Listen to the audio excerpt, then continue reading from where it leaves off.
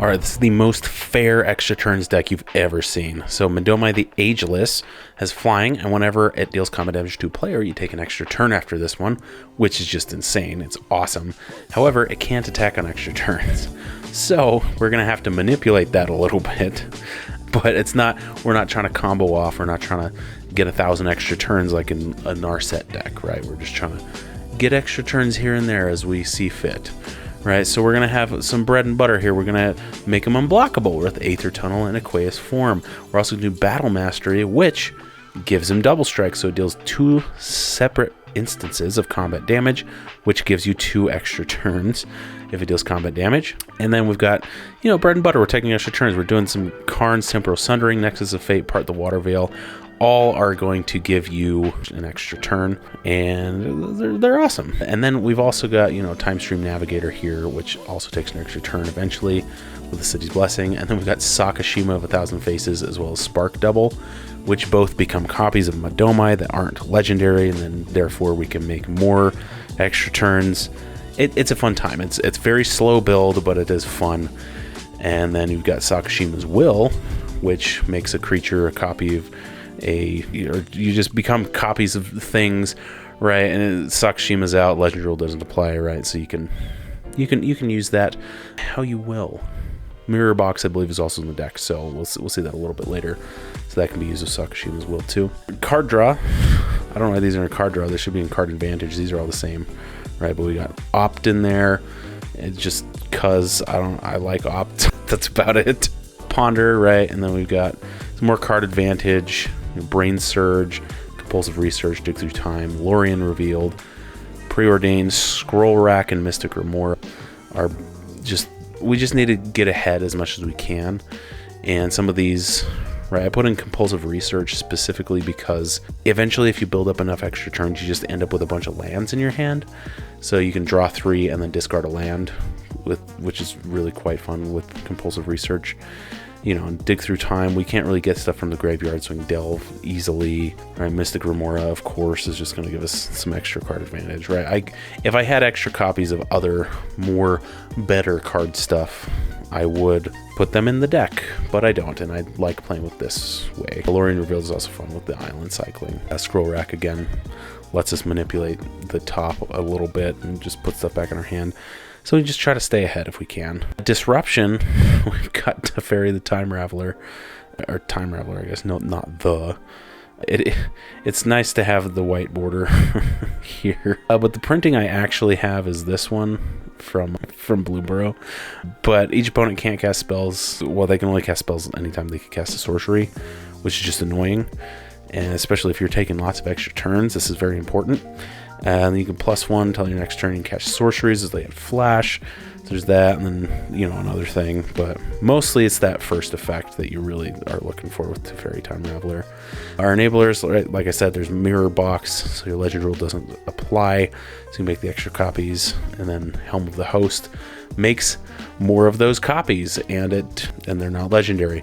So you can build up extra turns. So even though the Medomais are out, because it specifically has Medomai's name, even though that's on each of the Medomais, they cannot attack on extra turns because of the name.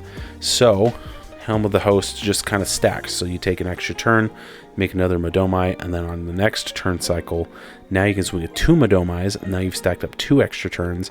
Then on each of those turns, you make a Helm of the Host copy, right? So it kind of stacks slowly, but it will eventually be pretty fun, and I have gotten to a point where it gets pretty fun with that. Our flex spot, right, we've got Thraben Charm. I guess there's another card that could be flex as well, but you can do like 3 different things with this. Destroy enchantment, exile graveyards, you know, deal damage equal to twice the number of creatures you control. Probably not going to use that one because there are not a lot of creatures in the deck. But the other 2 are very useful, especially at instant speed. We got lots of interactions. We got 14 interaction spells, just like counter spells and whatnot. So Absorb, and Offer Can't Refuse, Counter Spell, Insidious Will, right? That could be kind of flex, but honestly, it's probably just going to be used for interaction. Hindering Lights, just counter something that targets Medomai. Then we've got Leadership Vacuum, so return other commanders to the command zone. Then we got Revoke Existence, just exiles an artifact or enchantment for 2 mana. Right, there might be a better version that's an instant, but whatever. That's what I got right now. Mangara of Karandor, which is fun. Every time I cast him, it's like he sits there and everyone's like, what? You could just exile something? Like, yep, but he's a 1/1 with summoning sickness, so you could easily kill this thing. But somehow I get that off pretty often, and it's fun. A Silent Gravestone. Since we can't use our graveyard really anyway, we're just going to make sure that no cards in graveyards can be the targets of spells or abilities, which is kind of does that counteract delve? Each card you exile cast a spell pays for. I guess they're not targeting. I don't know if that. Let me know if that stops that, but I guess that doesn't. They don't really play often together. This is 2 and 99 anyway. Or you can pay 4 and exile all cards from all graveyards and draw a card, because you got to keep the graveyard decks at bay. And then more counter spells: Strict Serenade and Stifle. Stifle's an activated or triggered ability, which is pretty useful. Then you got Starfall Invocation, Time Wipe. You have some board wipes that return like they basically protect Medomai. Starfall Invocation, you just gift a card and then put it back onto the battlefield, and Time Wipe just lets you put it back to its owner's hand, and then you destroy everything else. And then Sugarcoat, it's just a flash thing that it's pretty good commander removal. You just turn a creature into a food, and like they can sacrifice it and get rid of it, but whatever. It's just funny. They turn into a cookie. Lands, we got 37 lands, just all the blue and white and stuff. Lands I never really go through because everyone's different with lands, or has more expensive lands than me probably. Even though I guess I do have the Flooded Strand. But anyway, our more value section here is pretty decent. Authority of the Consuls makes our opponent's control enter tapped. So whenever a creature an opponent enters, you gain a life. Authority of the Consuls is so fun. It just kind of keeps people at bay, especially with haste decks or something. And it's just really kind of nice for Medomai, just so people aren't swinging as fast. And then Charitable Levy, it kind of does multiple things. But it makes non-creature spells cost 1 more to cast, which is just kind of annoying. But then whenever players cast those non-creature spells, you put a collection counter on it. And then if there are 3 or more, you sacrifice it, you draw a card, and search for a Plains on the battlefield tapped. So it's just, you draw a card and look for a Plains. Great card in white. Isperia, whenever we're attacked, you draw that many cards, which is fantastic, because you just draw a whole bunch of cards and then just, I don't know, which destroyed something with our stuff. Man, I'm fumbling over my Witcher. And Teferi, Master of Time, right, we get a lot of value out of this. You can activate them pretty much on everybody's turn. So you can activate abilities of Master of Time on any player's turn. Anytime you can cast an instant. And so you use that +1 ability a lot, right? Draw a card, discard a card, or you can just have something phase out. Target creature you don't control phase out, so you just wipe something. Or the coolest one, -10, take 2 extra turns after this one. So if we're doing those extra turns, right, you can do the +1 over and over and over again. Eventually you're getting that -10. I've never done it, but it could be fun. All right, we got a lot of protection too. We got 9 protection things. I mean, they're not like strictly protection, but it's like hinders people from getting to us, like Blazing Archon. Creatures can't attack you, just flat out. I've played this multiple times, and it's really funny every time when it comes down. Everyone's like, what the hell is that? Because I've never seen it. That's a great time. Or there's like Norn's Annex, Propaganda, and Crawl Space, right? Just make it harder to attack you. And Crawl Space is just, no more 2 creatures can attack you, or they have to pay life or mana. And then you've got stuff like Bastion Protector, which just makes your commander indestructible, right? Medomai +2/+2 indestructible is very nice.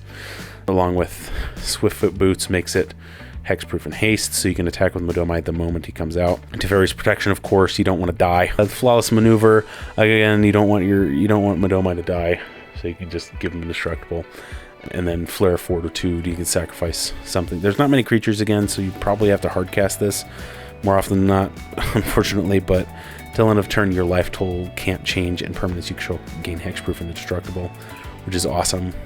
It's almost like a mini Teferi's Protection, but you don't exile it, and like things don't phase out, but they gain hexproof and indestructible till end of turn. So that's really cool. For ramp, we need some good ramp.